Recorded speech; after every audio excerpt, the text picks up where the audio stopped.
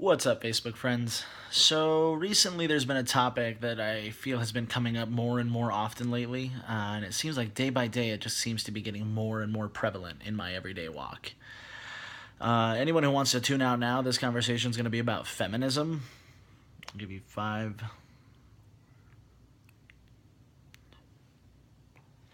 If you're still here, thank you. So many people are deterred by the word feminism. Not to call her out or put her on the spot or anything, but when I told my mom I was a feminist, she was upset. She was shocked. She didn't want me to be a feminist. What does feminism make us think of? Militaristic, jackboot, anti-patriarch, up with the matriarch, bra-burning types that we've seen in videos and that gets promoted as the problem with feminism? Okay, if that's what first comes to mind, I understand, but it's part of the problem. We've been programmed to think that feminism means something other than women being held and given the same opportunities, abilities, rights, treatment as men. Everybody being equal, same playing field. A lot of times you'll hear gentlemen make the conversation about facts. They'll say, I want to hear the facts about this. If it's really that women only get paid 80% for what a man does, then why wouldn't everybody hire women? If women want more time on the microphone, they should take it. Okay, well, that's your perspective, and that's why you're part of the problem. It's not as simple as, well, if they don't like how it is, they should change it. Because when they try to change it, when women or men try to change things for women, the backlash is ridiculous and relentless, and we're called man haters and man eaters. I've been called a fag a number of times because I'm a feminist. One of my favorite actresses, anybody who watches Game of Thrones knows who Arya Stark is. Well, the female that plays Arya was asked at one point, is Arya Stark a feminist? Her answer captures exactly how I feel and how I think and how I will be treating those of you for the future. She said, I never knew what that word meant. When I asked and someone told me what that word meant, I thought, isn't that just a person? Someone who believes that women and men are equals? Isn't that just a person? But nowadays, you're labeled as, I don't know, what's the opposite of misogynistic and chauvinistic?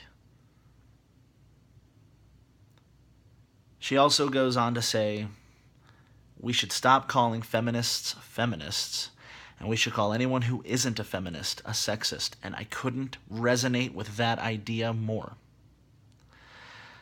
Do I think women need to be given special treatment? Do I think that women are as physically strong as men? Do I think that women should be given the same amount of pay if they're not as equally capable of the work?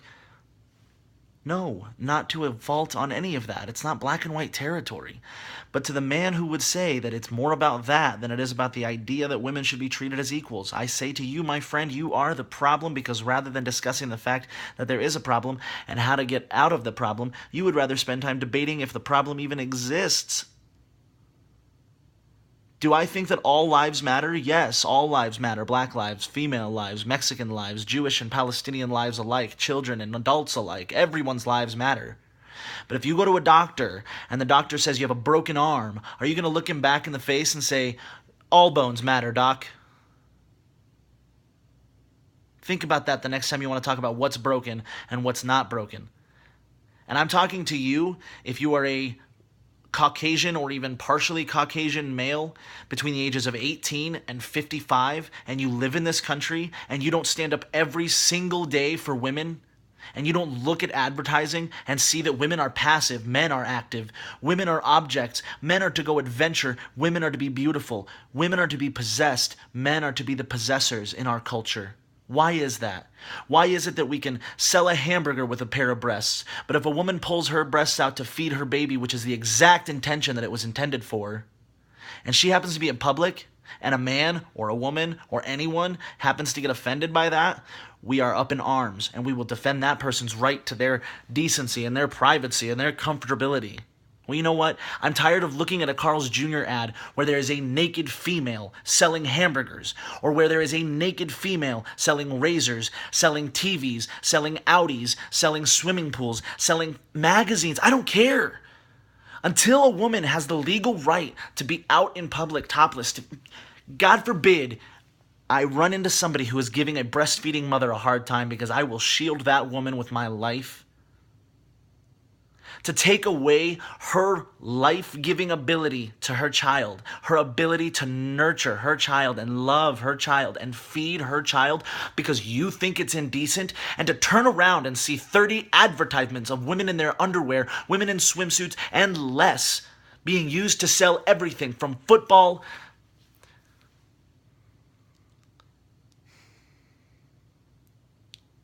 I digress.